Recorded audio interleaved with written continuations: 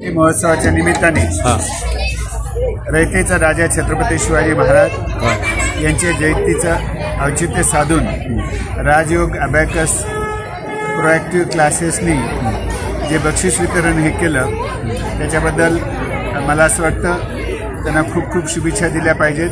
आणि बक्षिसाची यादी पाहिल्यानंतर असं वाटलं की काही वेळा मशाली पेटतात तर प्रकाश पडतो, मशाली पेटतात तर प्रकाश पडतो, पण जेव्हा माणसं पेटून उठतात कामाला त्यावेळेस विद्यार्थी घडवले जातात आणि ते विद्यार्थी घडवण्याचं काम अबॅकस क्लासेसच्या राजयोग प्रोएक्टिव्ह क्लासेसच्या माध्यमातून झालं आहे, याचा मला सार्थ अभिमान आहे। त्याबद्दल मी माझे स्नेही आणि ते विद्यार्थी जरी म्हणत असतील तर सहकारी आहेत योगेश काथार आणि योगिताताई काथार यांचं मी मनपूर्वक अभिनंदन करतो।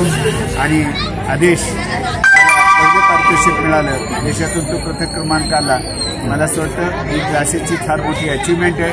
त्याच्यासाठी हे कार्य पुढे असंच चालत राहावं मी अशी मी प्रार्थना करतो।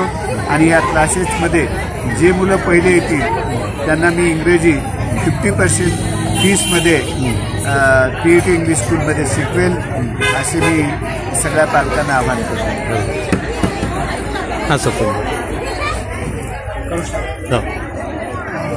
आज या ठिकाणी शिव छत्रपती जयंतीनिमित्त आणि आमच्या राजयोग अबॅकस क्लासचा वर्धापना दिनानिमित्त एक नॅशनल कॉम्पिटिशन कोल्हापूर येथे झालेल्या विद्यार्थ्यांचा बक्षीस सोहळा ठेवण्यात आला होता।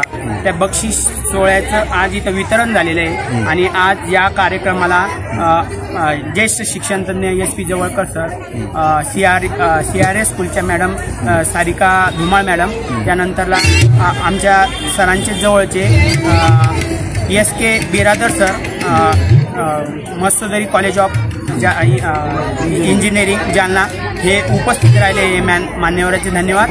आणि मी सांगू इच्छितो की आमच्या कोल्हापूर येथे मागच्या महिन्यामध्ये झालेल्या कॉम्पिटिशनमध्ये 30 विद्यार्थी इथून देश पातळीवर सिलेक्ट झाले होते आणि त्यांनी जबरदस्त अशी कामगिरी करून या मध्ये 30 पैकी जवळपास आमचे 21 विद्यार्थ्यांनी ट्रॉफी विनर झालेले येते आणि वेगवेगळ्या फर्स्ट सेकंड थर्ड अशा रँकमधून 11-15 रँकपर्यंत माझे विद्यार्थी आलेले।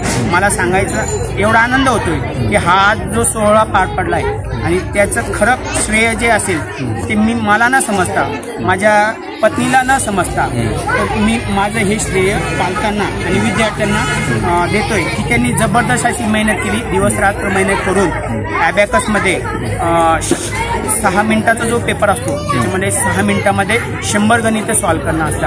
आणि आमचा हा आदेश गायड यांनी 100 आउट ऑफ 100 गणितं सॉल्व्ह केले आणि 100 पैकी 100 त्याचे राईट आले आणि देशामध्ये त्याचा फर्स्ट नंबर आला आहे आणि तो विनर ठरला आहे। त्याला सायकल आणि ट्रॉफी पारितोषिक मिळाली। मी राजयोग अबॅकसचा संचालक आपले चॅनलचं धन्यवाद देतो।